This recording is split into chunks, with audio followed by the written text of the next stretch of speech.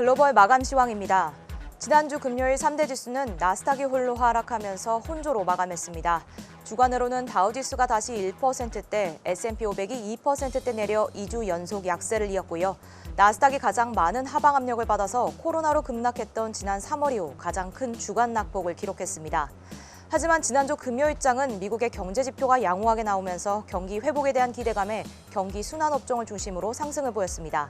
다우지수가 0.48% 가장 큰 폭으로 올라서 27,600포인트대에 S&P 500도 0.05% 올라 보합권의 장을 마쳤고요. 대형 기술주의 조정이 이루어지면서 나스닥만 유일하게 0.6% 내려 1,850포인트대에 마감했습니다. 업종별로도 과반이 상승폭을 켰고요. 특히 경기 민감주에 해당하는 제조, 자재, 금융업종이 가장 많이 올랐습니다. 바로 이어서 특징주 살펴보겠습니다. 코로나 수혜로 전분기 대비 매출이 170% 이상 증가한 펠로톤, 시간의 거래에서 주가가 10% 이상 급등했고요. 월가에서 투자 의견도 상향 조정하면서 장 초반 좋은 흐름 보였습니다. 하지만 시장 전반적으로 코로나 수혜주가 밸류에이션 부담에 조정을 받으면서 상승분 모두 반납하고 4%대의 하락 마감했습니다. 반면 넷플릭스는 신작 라인업을 발표하면서 하방 압력에도 0.2%대 상승불을 켰습니다. 광주 중에선 아마존이 1.8% 가장 큰 낙폭을 보였네요. 3,116달러에 거래됐습니다. 이어서 테슬라는 0.37% 올라 강보합권을 지켰습니다. 니오는 1.3% 상승. 반면 니콜라는 이슈가 있었죠. 미국의 금융 분석 업체 힌덴버그 리서치에서 니콜라의 CEO가 수십 가지 거짓말을 기반으로 복잡한 사기 행각을 벌이고 있다는 보고서를 발표해 논란이 되고 있습니다.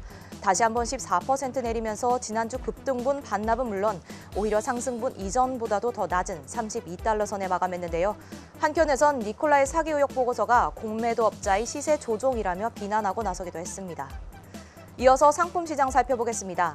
국제 유가는 강보합에 거래됐습니다. 하지만 WTI가 주간으로는 6% 하락했는데요. 더딘 수요 회복과 원유 재고 증가가 유가를 끌어내리고 있다는 분석입니다. 이어서 국채 수익률은 일제히 내렸습니다. 증시 변동성이 국채에 대한 수요를 자극하면서 1,080억 달러의 대규모 공급도 모두 소화해냈습니다. 2년물 0.13%까지 내렸고요. 20년물의 경우엔 이번 주 입찰을 앞두고 있습니다. 2.5베이시스 포인트 내려 1.2%에 거래됐습니다. 이어서 국제 금 가격 살펴보겠습니다. 유럽중앙은행과 미국 모두 추가 부양책을 지원하면서 0.8% 하락했습니다. 하지만 주간으로 보면 0.7% 상승이고요. 1,947달러 90센트의 장을 마쳤습니다. 달러 인덱스는 보합권에 머물다 소폭 내렸습니다. 주간으로는 0.5% 상승이고요. 93.27포인트에 마감했습니다.